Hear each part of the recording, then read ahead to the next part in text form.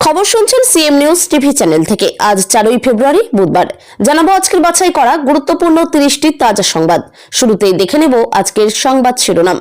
প্রতিদিন নিয়মিত সঠিক খবর পেতে হলে আমাদের এই চ্যানেল সাবস্ক্রাইব করে আমাদের পাশে থাকুন আর ভিডিওতে একটি লাইক করতে একদমই ভুলবেন না। শুধুমাত্র দলের নথি নিয়েছিলাম, সুপ্রিম কোর্টে জানালেন মমতা। আইপ্যাক কাণ্ডে নয়া মোড়। কয়লা পাচারেও জড়িত থানার ওসি, পুলিশের বাড়িতে ইডির হানা, রয়েছে আরো 8 জনের নাম। 389 জনের বাবা একজনই। এই ব্যক্তির এত সন্তান থাকা বাস্তবে কি সম্ভব?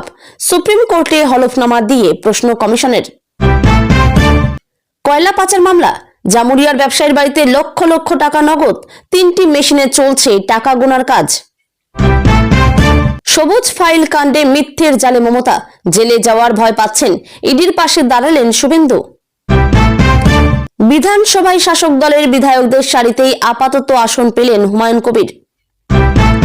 পিছিয়ে গেল আইপ্যাক শুনানি, মুখ্যমন্ত্রীর হলফনামার জবাব দিতে ইডিকে সময় দিল সুপ্রিম কোর্ট। বিধানসভায় নতুন দায়িত্ব পেলেন বিধায়ক পার্থ, একাধিক কমিটির সদস্য হলেন প্রাক্তন মন্ত্রী। কয়লা পাচার কাণ্ড নয়া মোড়, একযোগে রাজ্যের 10 জায়গায় তল্লাশি অভিযান ইডির। বাংলায় শত শত ভোটারের অভিভাবক এক, সুপ্রিম কোর্টে হলফনামায় জানালো কমিশন। ভোটের আগেই অ্যাকশন মোডে ইডি, একযোগে 10 জায়গায় হানা, টার্গেট কারা? আইপ্যাক কাণ্ডে পিছিয়ে গেল ইডি মামলার শুনানি, নতুন দিন ধার্য করল সুপ্রিম কোর্ট। কয়লা পাচারেও জড়িত থানার ওসি, পুলিশের বাড়িতে ইডির হানা, রয়েছে আরো 8 জনের নাম। বিধানসভায় বাজেট অধিবেশনে পার্থ হুমায়ুনের জন্য কোন আসন নির্ধারিত? এসআইআর শুনানির নোটিশ পাঠানোর প্রক্রিয়া শেষ, থাকবে কাদের নাম, বাদ পড়বেন কারা? রেলে চাকরি দেওয়ার প্রলোভন, আর্থিক প্রতারণার দায়ে গ্রেপ্তার সিআইএসএফ জওয়ান ও তার ছেলে। আরো বেশি আসন জিতব, আসন্ন নির্বাচনের ফলাফল নিয়ে প্রশ্নে এক কথায় জবাব মমতার। 33% মুসলিমকে বাংলা ছাড়া করার ছক, এসআইআর নিয়ে মোদী শহর নাকের ডগায় দাঁড়িয়ে বিস্ফোরক মমতা। নাজিরাবাদে না এসে দিল্লিতে গিয়ে হাজিরা দিচ্ছেন হৃদয়হীন বিবেকহীন নিষ্ঠুর শাসক অধীর। সেই সবুজ ফাইলে কি ছিল? আইপ্যাক মামলায় হলফনামা জমা দিয়ে ইডির ভূমিকা নিয়ে তুললেন মমতা। বাচ্চা ছেলেও বুঝবে আপনি মিথ্যে বলছেন। আইপ্যাক মামলা নিয়ে মমতাকে তীব্র আক্রমণ শুভেন্দুর। খড়গপুরের গ্রাম থেকে মাইক্রোসফটে কোটি বেতনের চাকরি, কৃষক পুত্রের স্বপ্নের উড়ান। অনিল বসুদের উত্তরাধিকারীরা বাংলার মেয়েদের কোনো দিন মর্যাদা দেয়নি, আর কত দেউলিয়া হবেন বিকাশ ভট্টাচার্যরা? জ্ঞানেশ কুমার আমাকে থ্রেট করছিলেন, টেবিল চাপড়ে বলেছি এভাবে চিৎকার করবেন না, মুখ্যমন্ত্রী। বেলডাঙ্গার অশান্তিতে ডিজিটাল উস্কানির ছক, তথ্য প্রমাণ খুঁজতে বহরমপুর সাইবার থানায় এনআইএ। মোদীজি রাজনাথজির সত্যিটা বেরিয়ে আসবে বলে ওরা ভীত, ভারত চীন দ্বন্দ্ব নিয়ে রাহুলের দাবি ঘিরে তোলপাড়। রাহুল গান্ধীর সঙ্গে 40 মিনিটের বৈঠক শশী থারুর, তাহলে কি দুই কংগ্রেস নেতার সম্পর্কের উত্তাপ বাড়ছে? ভবানীপুরে 40,000-এর নাম বাদ, এআই দিয়ে তৃণমূলের শক্ত ঘাঁটিগুলিকে টার্গেট, বিস্ফোরক অভিযোগ তৃণমূল সুপ্রিমোর। রাহুল গান্ধীর সঙ্গে 40 মিনিটের বৈঠক শশী থারুর, তাহলে কি দুই কংগ্রেস নেতার সম্পর্কের উত্তাপ বাড়ছে? এসআইআর এর নাম ছাঁটাইয়ের চক্রান্ত, কমিশনের নিরপেক্ষতা নিয়ে বঙ্গভবন থেকে সরব অভিষেক। লাদাখ ইস্যুতে উত্তাল সংসদ, ভাষণ থামানোর অভিযোগ রাহুল গান্ধীর, স্পিকারকে কাগজ ছুঁড়ে সাসপেন্ড 8 কংগ্রেস সাংসদ। বিধানসভায় শাসক দলের বিধায়কদের সারিতেই আপাতত আসন পেলেন হুমায়ুন কবির, কাদের মাঝে বসলেন? বিধানসভার কমিটিতে পার্থ চট্টোপাধ্যায়ের মনোনয়ন। এতক্ষণ শুনছিলেন সংবাদ শিরোনাম, এবার আসছে বিস্তারিত খবরে। শুধুমাত্র দলের নথি নিয়েছিলাম, সুপ্রিম কোর্টে জানালেন মমতা। আইপ্যাক কাণ্ডে নয়া মোড়, আইপ্যাক সংক্রান্ত মামলায় নতুন মোড় তৈরি হয়েছে দেশের শীর্ষ আদালতে। পশ্চিমবঙ্গের মুখ্যমন্ত্রী মমতা বন্দ্যোপাধ্যায় সুপ্রিম কোর্টে দাখিল করা এক হলফনামায় দাবি করেছেন, সংশ্লিষ্ট ঘটনায় তার ভূমিকা রাজনৈতিকভাবে উদ্দেশ্য প্রণোদিতভাবে তুলে ধরা হচ্ছে এবং তিনি ব্যক্তিগতভাবে কোনো বেআইনি কাজের সঙ্গে যুক্ত নন। তার বক্তব্য, তিনি শুধুমাত্র দলের নথি সংগ্রহ করেছিলেন, যার সঙ্গে তদন্তকারী সংস্থা যে অভিযোগ তুলছে তার সরাসরি সম্পর্ক নেই। এই মামলার সূত্রপাত হয় ইডির তদন্ত ঘিরে, যেখানে অভিযোগ করা হয় কিছু নথি ও তথ্য সংগ্রহ ও ব্যবহারকে কেন্দ্র করে আর্থিক অনিয়ম বা তদন্ত প্রভাবিত করার চেষ্টা হয়েছে। ইডির আইনজীবীরা আদালতে দাবি করেছেন, কিছু গুরুত্বপূর্ণ নথি সরিয়ে ফেলা বা গোপন রাখার চেষ্টা হয়েছে, যা চলতি তদন্তের পক্ষে প্রাসঙ্গিক হতে পারত। যদিও এই অভিযোগের বিরোধিতা করে মুখ্যমন্ত্রীর পক্ষের আইনজীবীরা বলেন, এটি সম্পূর্ণ রাজনৈতিক প্রতিহিংসা থেকে তৈরি একটি মামলা। মমতা বন্দ্যোপাধ্যায় তার হলফনামায় জানান, তিনি যে নথিগুলির কথা বলছেন সেগুলি দলের সাংগঠনিক ও প্রশাসনিক ব্যবহারের জন্য প্রয়োজনীয় ছিল। কোনো কেন্দ্রীয় সংস্থা তদন্তে বাধা দেওয়া বা প্রমাণ লোপাট করার প্রশ্নই ওঠে না।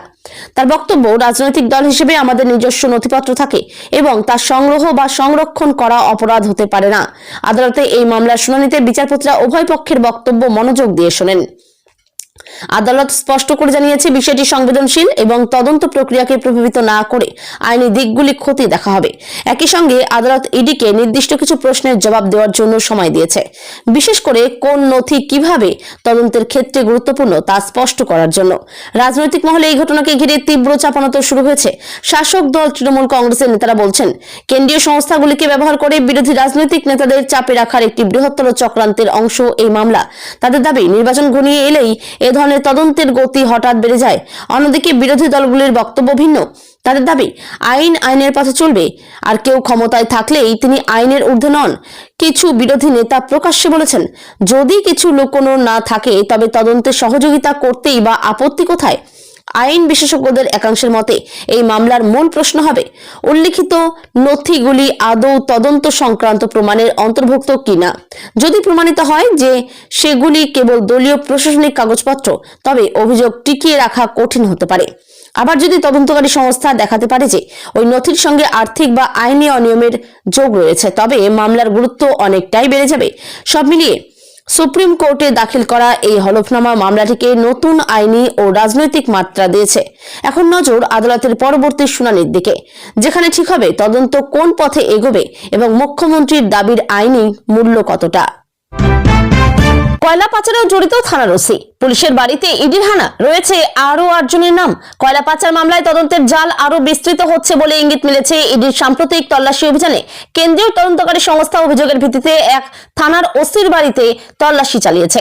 ইডির প্রাথমিক দাবি, ওই পুলিশ আধিকারিকের বিরুদ্ধে কয়লা পাচার চক্রকে সহায়তা করার অভিযোগ উঠেছে, যদিও এখনো পর্যন্ত আদালতে দোষ প্রমাণিত হয়নি এবং সংশ্লিষ্ট আধিকারিক বা পুলিশের তরফে আনুষ্ঠানিক প্রতিক্রিয়া প্রকাশ্যে আসেনি। তদন্তকারী সংস্থার সূত্রে জানা যাচ্ছে, কয়লা পাচার সংক্রান্ত একটি বড় আর্থিক চক্রের হদিশ মিলেছে, যেখানে অবৈধ উত্তোলন, পরিবহন এবং বিক্রির মাধ্যমে বিপুল পরিমাণ অর্থ লেনদেন হয়েছে বলে সন্দেহ। ইডির বক্তব্য, এই চক্র নির্বিঘ্নে চলার জন্য স্থানীয় স্তরে প্রশাসনিক ছত্রছায়া পাওয়া গিয়েছিল কিনা তা খতিয়ে দেখা হচ্ছে। সেই সূত্র ধরেই সংশ্লিষ্ট থানার ওসির ভূমিকা তদন্তের আওতায় এসেছে। তল্লাশির সময়ে ইডি কিছু নথি, ডিজিটাল ডিভাইস এবং আর্থিক লেনদেন সংক্রান্ত কাগজপত্র বাজেয়াপ্ত করেছে বলে জানা গেছে। তদন্তকারীরা এগুলি খতিয়ে দেখে অর্থের উৎস, লেনদেনের ধরন এবং সম্ভাব্য যোগসূত্র বের করার চেষ্টা করবেন। সংস্থার দাবি, এই মামলায় মোট আরো অন্তত 8 জনের নাম উঠে এসেছে, যাদের ভূমিকা নিয়েও আলাদা করে তদন্ত চলছে।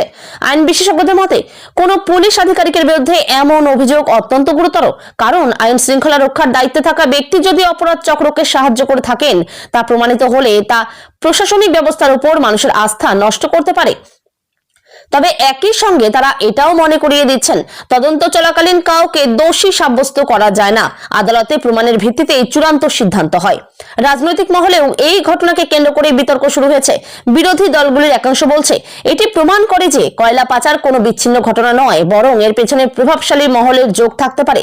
অন্যদিকে শাসক দলের বক্তব্য, কেন্দ্রীয় সংস্থাগুলি বেছে বেছে রাজ্যের আধিকারিকদের টার্গেট করছে এবং তদন্তের আড়ালে রাজনৈতিক উদ্দেশ্য থাকতে পারে। পুলিশ মহলে স্বাভাবিকভাবেই অস্বস্তি তৈরি হয়েছে। এক অবসরপ্রাপ্ত পুলিশ কর্তার কথায়, যদি কোনো আধিকারিকের বিরুদ্ধে অভিযোগ থাকে তা নিরপেক্ষভাবে তদন্ত হওয়া উচিত, তবে পুরো পুলিশ বাহিনীকে এর জন্য দোষারোপ করা ঠিক নয়। এই মামলার ভবিষ্যৎ অনেকটাই নির্ভর করছে বাজেয়াপ্ত নথি ও ডিজিটাল তথ্য বিশ্লেষণের উপর। অর্থ লেনদেনের ট্রেইল, ফোন রেকর্ড এবং সংশ্লিষ্ট ব্যক্তিদের মধ্যে যোগাযোগ, সবকিছু মিলিয়ে ইডি একটি পূর্ণাঙ্গ চিত্র গড়ে তুলতে চাইছে। এখন দেখার তদন্ত কোন দিকে মোড় নেয় এবং যাদের নাম উঠে এসেছে তাদের বিরুদ্ধে কি ধরনের আইনি পদক্ষেপ নেওয়া হয়। আদালতে প্রমাণ পেশ হওয়ার পরেই স্পষ্ট হবে অভিযোগ কতটা শক্ত ভিতের উপর দাঁড়িয়ে। ততদিন পর্যন্ত এই মামলা রাজনৈতিক ও প্রশাসনিক দুই ক্ষেত্রেই চর্চার কেন্দ্রে থাকবেই। ৩৮৯ জনের বাবা একজনই। এই ব্যক্তির এত সন্তান থাকা বাস্তবে কি সম্ভব? সুপ্রিম কোর্টে হলফনামা দিয়ে প্রশ্ন কমিশনের। ভোটার তালিকা সংক্রান্ত এক চাঞ্চল্যকর তথ্য সামনে এনে নির্বাচন কমিশন সুপ্রিম কোর্টে একটি হলফনামা জমা দিয়েছে, যা ঘিরে দেশজুড়ে আলোড়ন পড়েছে। হলফনামায় দাবি করা হয়েছে একটি নির্দিষ্ট অঞ্চলে ভোটার তালিকায় এমন ৩৮৯ জনের নাম পাওয়া গেছে যাদের পিতার নাম একই ব্যক্তি হিসেবে নথিভুক্ত। এই অস্বাভাবিক তথ্য নিয়ে এই কমিশন আদালতের দৃষ্টি আকর্ষণ করেছে এবং প্রশ্ন তুলেছে, এটি কি কেবল তথ্যভিত্তিক ভুল নাকি ইচ্ছাকৃতভাবে ভোটার তালিকা বিকৃত করার চেষ্টা? নির্বাচন কমিশনের বক্তব্য অনুযায়ী ভোটার তালিকা সংশোধনের নিয়মিত প্রক্রিয়ায় ডেটা বিশ্লেষণের সময় এই অসামঞ্জস্য ধরা পড়ে। একই পিতার নাম একই বা কাছাকাছি বয়সের বহু ভোটারের ক্ষেত্রে দেখা যাওয়ায় সন্দেহ তৈরি হয়। কমিশনের তরফে জানানো হয়েছে বিষয়টি প্রাথমিকভাবে প্রযুক্তিগত ত্রুটি বলে মনে হলেও সংখ্যাটা এত বড় হওয়ায় তা খতিয়ে দেখা জরুরি হয়ে পড়ে। হলফনামায় কমিশন জানায়, ভোটার তালিকা গণতন্ত্রের ভিত্তি। সেখানে যদি ভুয়ো নাম, পুনরাবৃত্তি বা কৃত্রিমভাবে তৈরি পরিচয় ঢুকে পড়ে তা নির্বাচনী প্রক্রিয়াকে প্রভাবিত করতে পারে। তাই আদালতের কাছে তারা অনুমতি ও দিক নির্দেশনা চেয়েছে কিভাবে এই ধরনের সন্দেহজনক এন্ট্রি যাচাই ও প্রয়োজনে বাতিল করা যায়। আইন বিশেষজ্ঞদের একাংশের মতে একটি ব্যক্তির শত শত সন্তানের নাম থাকা বাস্তবে অত্যন্ত বিরল এবং প্রায় অসম্ভব। ফলে সম্ভাব্য ব্যাখ্যা হতে পারে ডেটা এন্ট্রির সময় একই নাম বারবার কপি হয়েছে অথবা নির্দিষ্ট একটি ডামি নাম ব্যবহার করে একাধিক ভুয়ো ভোটার তৈরি করা হয়েছে। আবার কিছু ক্ষেত্রে দেখা যায় গ্রামের প্রচলিত একটি সাধারণ নাম ভুলবশত বহুবার ব্যবহৃত হয়েছে। সুপ্রিম কোর্টে শুনানির সময় বিচারপতিরা এই তথ্যকে গুরুত্ব দিয়ে দেখেন। তারা জানতে চান কমিশন ইতিমধ্যে কি কি যাচাই করেছে এবং সংশ্লিষ্ট ভোটারদের পরিচয় যাচাইয়ের জন্য কি ব্যবস্থা নেওয়া হচ্ছে। আদালত ইঙ্গিত দেয় কোন প্রকৃত ভোটারের নাম যাতে ভুলবশত বাদ না পড়ে সেই দিকেও সতর্ক থাকতে হবে। রাজনৈতিক মহলে এই তথ্য নিয়ে তীব্র বিতর্ক শুরু হয়েছে। বিরোধী দলগুলির দাবি এটি প্রমাণ করে ভোটার তালিকায় বড়সড় গরমিল রয়েছে এবং তা ইচ্ছাকৃত হতে পারে। অন্যদিকে শাসক দল বলছে বিচ্ছিন্ন কিছু ত্রুটিকে বড় করে দেখিয়ে ভোটের আগে বিভ্রান্তি ছড়ানো হচ্ছে। প্রশাসনিক সূত্রের মতে এখন বাড়ি বাড়ি যাচাই, নথিপত্র পরীক্ষা এবং আধার বা অন্যান্য পরিচয়পত্রের সঙ্গে মিলিয়ে দেখার প্রক্রিয়া জোরদার করা হতে পারে।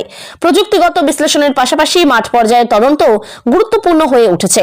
সব মিলিয়ে ৩৮৯ জনের বাবা এক। এই অস্বাভাবিক তথ্য শুধু একটি পরিসংখ্যান নয়, বরং ভোটার তালিকার স্বচ্ছতা নিয়ে বড় প্রশ্ন তুলে দিয়েছে। সুপ্রিম কোর্টের নির্দেশনার পরই স্পষ্ট হবে এটি কেবল ত্রুটি নাকি আরো গভীর কোনো কারচুপির ইঙ্গিত। কয়লা পাচার মামলা, জামুরিয়ার ব্যবসায়ীর বাড়িতে লক্ষ লক্ষ টাকা নগদ। 3টি মেশিনে চলছে টাকা গোনার কাজ। কয়লা পাচার মামলায় তদন্ত যত এগোচ্ছে ততই সামনে আসছে চাঞ্চল্যকর তথ্য। সম্প্রতি ইডি জামুরিয়ার এক ব্যবসায়ীর বাড়িতে তল্লাশি চালিয়ে বিপুল পরিমাণ নগদ অর্থ উদ্ধার করেছে বলে সূত্রের খবর। এতটাই বেশি টাকা পাওয়া গেছে যে তা গোনার জন্য একসঙ্গে 3টি কারেন্সি কাউন্টিং মেশিন ব্যবহার করতে হয়েছে বলে জানা গেছে। তদন্তকারী সংস্থার দাবি, কয়লা পাচারের মাধ্যমে যে অর্থ উপার্জন করা হতো তার একটি অংশ বিভিন্ন ব্যবসায়িক লেনদেনের আড়ালে সাদা করার চেষ্টা চলছিল। সংশ্লিষ্ট ব্যবসায়ীর বাড়ি ও কার্যালয়ে তল্লাশি চালিয়ে নগদ অর্থ ছাড়াও বেশ কিছু গুরুত্বপূর্ণ নথি, লেনদেনের রেকর্ড এবং ডিজিটাল ডিভাইস বাজেয়াপ্ত করা হয়েছে। ইডির প্রাথমিক অনুমান উদ্ধার হওয়া অর্থের সঙ্গে অবৈধ কয়লা ব্যবসার যোগ থাকতে পারে। তবে ঠিক কত টাকা উদ্ধার হয়েছে এবং তার উৎস কি তা নিয়ে এখনো আনুষ্ঠানিকভাবে বিস্তারিত জানানো হয়নি। তদন্তকারীরা ব্যাংক লেনদেন, শেল কোম্পানি এবং বিভিন্ন ব্যক্তির নামে করা বিনিয়োগের তথ্য খতিয়ে দেখছেন। স্থানীয় সূত্রে জানা যায় তল্লাশির সময় বাড়ির ভেতরে দীর্ঘক্ষণ ধরে গণনা চলেছে। আশপাশের এলাকায় কৌতূহলী মানুষের ভিড়ও জমে যায়। অনেকে আবার বিস্ময় প্রকাশ করে বলেন, এত নগদ টাকা বাড়িতে রাখা কিভাবে সম্ভব? আইন বিশেষজ্ঞদের মতে যদি প্রমাণ হয় যে এই অর্থ অবৈধ লেনদেনের সঙ্গে যুক্ত, তবে মানি লন্ডারিং আইনে কড়া ব্যবস্থা নেওয়া হতে পারে। একই সঙ্গে আয়কর দপ্তরও আলাদা করে তদন্তে নামতে পারে, কারণ এত বিপুল নগদ অর্থের বৈধ উৎস দেখানো কঠিন। রাজনৈতিক প্রতিক্রিয়াও কম নয়। বিরোধী শিবিরের বক্তব্য এটি কয়লা পাচার চক্রের অর্থনৈতিক শক্তির প্রমাণ। অন্যদিকে শাসক দল বলছে তদন্ত শেষ না হওয়া পর্যন্ত কাউকে দোষী বলা উচিত নয় এবং কেন্দ্রীয় সংস্থার পদক্ষেপের পিছনে রাজনৈতিক উদ্দেশ্য থাকতে পারে। এই ঘটনার পর তদন্তকারীদের নজর এখন ওই ব্যবসায়িক যোগাযোগের নেটওয়ার্কের দিকে। কারা কারা তার সঙ্গে নিয়মিত লেনদেন করতেন, কোন কোন সংস্থার মাধ্যমে মাধ্যমে টাকা ঘোরানো হয়েছে সবই খতিয়ে দেখা হচ্ছে। ডিজিটাল ডিভাইস থেকে উদ্ধার হওয়া তথ্য বিশ্লেষণ করা হচ্ছে। সব মিলিয়ে জামুরিয়ার এই তল্লাশি কয়লা পাচার মামলাকে নতুন মাত্রা দিয়েছে। নগদ টাকার পাহাড়ের ছবি জনমানুষে যেমন চাঞ্চল্য সৃষ্টি করেছে, তেমনি তদন্তের পরবর্তী ধাপ নিয়ে কৌতূহল বাড়িয়ে দিয়েছে। এখন দেখার এই টাকার উৎস ও ব্যবহার নিয়ে তদন্ত কোন চূড়ান্ত সত্য সামনে আনে। সবুজ ফাইল কাণ্ডে মিথ্যের জালে মমতা, জেলে যাওয়ার ভয় পাচ্ছেন, ইডির পাশে দাঁড়ালেন শুভেন্দু।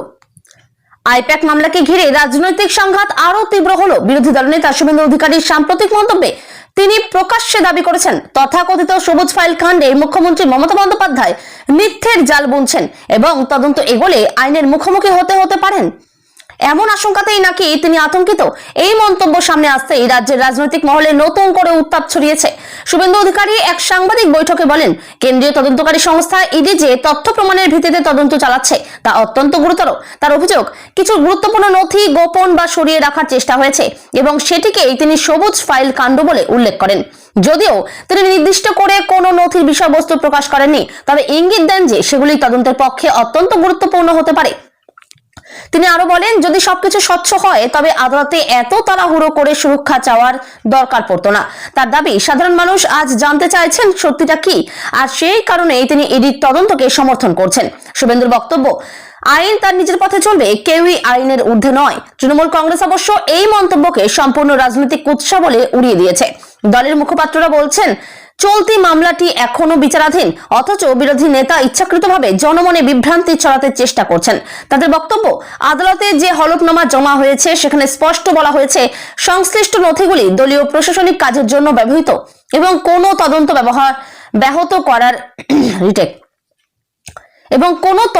ব্যাহত করার উদ্দেশ্য ছিল না। আইন বিশেষজ্ঞদের মতে, বিচারাধীন মামলার বিষয়ে রাজনৈতিক নেতাদের এমন মন্তব্য জনমতকে প্রভাবিত করতে পারে, তবে আইনি প্রক্রিয়া তার সরাসরি প্রভাব পড়ে না। আদালত প্রমাণ, নথি ও যুক্তির ভিত্তিতে এই সিদ্ধান্ত নেয়। তবুও এই ধরনের বক্তব্য রাজনৈতিক চাপ বাড়ায় এবং জন আলোচনায় মামলাকে কেন্দ্রে নিয়ে আসে। এদিকে ইডি এখনো পর্যন্ত আনুষ্ঠানিকভাবে শুভেন্দু অধিকারীর মন্তব্য নিয়ে কিছু জানায়নি। তদন্তকারী সংস্থার তরফে আগেই বলা হয়েছে তারা নিরপেক্ষভাবে তথ্য যাচাই করছে এবং আদালতের নির্দেশ মেনেই পরবর্তী পদক্ষেপ নেবে। রাজনৈতিক বিশ্লেষকদের মতে, নির্বাচন ঘনিয়ে আসার প্রেক্ষাপটে এই মামলাটি কেবল আইনি বিষয় নয়, বড় রাজনৈতিক অস্ত্রেও পরিণত হয়েছে। শাসক ও বিরোধী দুই পক্ষই নিজেদের অবস্থান জোরালো করতে এই ইস্যুকে ব্যবহার করছে। সব মিলিয়ে শুভেন্দু অধিকারীর এই মন্তব্য আইপ্যাক মামলার আইনি লড়াইয়ের পাশাপাশি রাজনৈতিক লড়াইকেও নতুন মাত্রা দিল। এখন দেখার, আদালতের তদন্ত কোন দিকে মোড় নেয় এবং অভিযোগ পাল্টা অভিযোগের বাইরে প্রকৃত তথ্য কতটা সামনে আসে। বিধানসভায় শাসক দলের বিধায়কদের সারিতেই আপাতত আসন পেলেন হুমায়ুন কবির। রাজ্য বিধানসভায় আসন বিন্যাস নিয়ে জোর চর্চার মধ্যে হুমায়ুন কবিরকে শাসক দলের বিধায়কদের সারিতেই বসার জন্য আপাতত একটি আসন দেওয়া হয়েছে। এই সিদ্ধান্ত ঘিরে রাজনৈতিক মহলে নানা জল্পনা শুরু হয়েছে। এটি কি কেবল প্রশাসনিক সুবিধার জন্য অস্থায়ী ব্যবস্থা, নাকি এর পেছনে বড় কোনো রাজনৈতিক ইঙ্গিত রয়েছে? বিধানসভা সূত্রে জানা গেছে, আসন বিন্যাস সাধারণত দলীয় শক্তির অনুপাত, জোট পরিস্থিতি এবং বিধায়কদের অবস্থানের ভিত্তিতে নির্ধারিত হয়। তবে মাঝে মাঝে বিশেষ পরিস্থিতিতে অস্থায়ীভাবে কিছু পরিবর্তন করা হয়। হুমায়ুন কবিরের ক্ষেত্রে ঠিক সেই ধরনের একটি অন্তর্বর্তী ব্যবস্থা নেওয়া হয়েছে বলে দাবি করা হচ্ছে। হুমায়ুন কবির অতীতে বিভিন্ন রাজনৈতিক অবস্থানের সঙ্গে যুক্ত ছিলেন, ফলে তার বর্তমান অবস্থান নিয়ে স্বাভাবিকভাবেই কৌতূহল তৈরি হয়েছে। শাসক দলের সারিতে তার বসা অনেকের কাছেই রাজনৈতিক বার্তা হিসেবে ধরা পড়ছে, যদিও আনুষ্ঠানিকভাবে এ নিয়ে শাসক দলের তরফে স্পষ্ট কিছু জানানো হয়নি। বিরোধী শিবিরের বক্তব্য, এটি প্রমাণ করে রাজনীতিতে নানান সমীকরণ দ্রুত বদলাচ্ছে। তাদের দাবি, বিধানসভা কেবল আইন প্রণয়নের জায়গা নয়, রাজনৈতিক বার্তা দেওয়ারও একটি গুরুত্বপূর্ণ মঞ্চ। তাই কে কোথায় বসছেন সেটাও অনেক সময় প্রতীকী গুরুত্ব পায়। অন্যদিকে শাসক দলের একাংশ বলছে এই বিষয়টিকে অযথা বড় করে দেখা হচ্ছে। তাদের মতে এটি কেবল আসন সংক্রান্ত একটি প্রযুক্তিগত বা অস্থায়ী ব্যবস্থা, যার সঙ্গে বড় কোনো রাজনৈতিক সিদ্ধান্ত জড়িত নয়। বিধানসভা বিশেষজ্ঞদের মতে আসন বিন্যাস অনেক সময় প্রোটোকল, নিরাপত্তা এবং কার্যনির্বাহের সুবিধার উপর নির্ভর করে। কোনো বিধায়কের রাজনৈতিক অবস্থান বদলালেই সঙ্গে সঙ্গে স্থায়ী আসন পরিবর্তন হয় না, প্রক্রিয়া অনুসরণ করেই তা করা হয়। তবু এই ঘটনাকে ঘিরে কৌতূহল কমছে না, কারণ রাজ্যের রাজনৈতিক পরিস্থিতিতে ছোট ছোট ইঙ্গিত বড় বার্তা বহন করতে পারে। বিশেষ করে নির্বাচনের আগে বিধানসভায় দৃশ্যমান অবস্থান অনেক সময় ভবিষ্যতের রাজনৈতিক সমীকরণের আভাস দেয়। সব মিলিয়ে হুমায়ুন কবিরের এই আসন পাওয়া আপাতত প্রশাসনিক সিদ্ধান্ত বলেই জানানো হচ্ছে। তবে এর রাজনৈতিক তাৎপর্য নিয়ে জল্পনা অব্যাহত। পরিস্থিতি কোন দিকে এগোয় তা বোঝা যাবে আগামী দিনগুলিতে বিধানসভায় তার ভূমিকায় এবং আনুষ্ঠানিক ঘোষণায়। বিধানসভায় নতুন দায়িত্ব পেলেন বিধায়ক পার্থ। একাধিক কমিটির সদস্য হলেন প্রাক্তন মন্ত্রী। রাজ্য বিধানসভায় নতুন করে বেশ কিছু কমিটি পুনর্গঠনের প্রক্রিয়ায় প্রাক্তন মন্ত্রী ও বর্তমান বিধায়ক পার্থ চট্টোপাধ্যায় একাধিক গুরুত্বপূর্ণ কমিটির সদস্য হিসেবে মনোনীত হয়েছেন। এই সিদ্ধান্তকে ঘিরে রাজনৈতিক মহলে আলোচনা শুরু হয়েছে। এটি কেবল কি বিধানসভা সংক্রান্ত প্রশাসনিক পদক্ষেপ, নাকি এর মধ্যে রয়েছে রাজনৈতিক বার্তা? বিধানসভা কমিটিগুলি আইন প্রণয়ন প্রক্রিয়ার একটি গুরুত্বপূর্ণ অংশ।